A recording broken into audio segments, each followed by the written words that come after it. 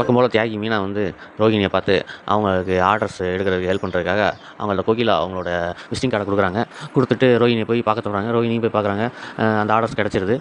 அதே நேரம் வந்து வீட்டில் வந்து ரோகிணி வந்து மீனா வாங்கி கொடுத்தா சொல்லலை அந்த ஆர்டரை, அவங்களே வாங்கிட்ட மாதிரி அவங்க சொல்கிறாங்க.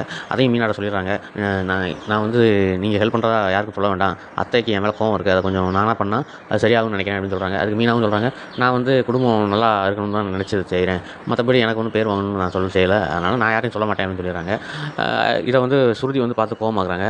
கோவமாயிட்டு என்ன இவங்க நம்மக்கிட்ட ஆர்டர் இவங்க மூலம் மீனா மூலம் தான் ஆர்டர் போயிருக்கு, ஆனால் அந்த ரோகிணி வந்து அவங்களா ஆர்டர் எடுத்த மாதிரி பேசுகிறாங்களேன்னு சொல்லி அவங்களுக்கு கொஞ்சம் கோவம் இருக்குது. அதே நேரம் வந்து 40 லட்சம் ஆர்டர் 40 லட்ச ரூபா வந்து நமக்கு வந்து ப்ராஃபிட்டாக கிடைக்கும்னு சொன்னோன்னே எல்லாரும் விஜயாலேருந்து எல்லாரும் ஆன்னு வாய பார்க்குறாங்க. அப்போ வந்து வழக்கம் போல் வந்து மட்டன் தட்டி மீனாவை வந்து விஜயா பேசுவாங்க. அதுக்கு வந்து முத்துவும் சொல்லுவார், மீனாக்கும் பூ கொடுக்குற ஆர்டர் கிடச்சிருக்கு 275 வீட்டுக்கு. அப்போது ஒரு நாளைக்கு ஒரு வீட்டுக்கு 20 ரூபா கிடைச்சாலும் 275 வீட்டுக்கு எவ்வளோ கிடைக்கும் பார்த்துக்கோங்க, 5000 ரூபா கிடைக்கும். அதே மாதத்துக்கு 1.5 லட்ச ரூபா கிடைக்கும். அப்படி இப்படின்னு சொல்லி போட்டு அவங்கள வந்து மனோஜை வந்து இது பண்ணுறாங்க வருஷத்துக்கு அப்படின்னு சொல்லி கணக்கு பண்ணி கடைசி மீனா கோடீஸ்வரி அப்படின்னு சொல்லிடுறாங்க. எல்லாரும் வாயை பார்க்குற மாதிரி முடிச்சிருக்காங்க. இதுலையாவது ரோகிணி வந்து மாட்டுவாங்களா அப்படின்னு சொல்லி நீங்கள் நினைக்கிறீங்க? கமெண்ட் பாக்ஸில் கமெண்ட் பண்ணுங்கள். தேங்க்யூ.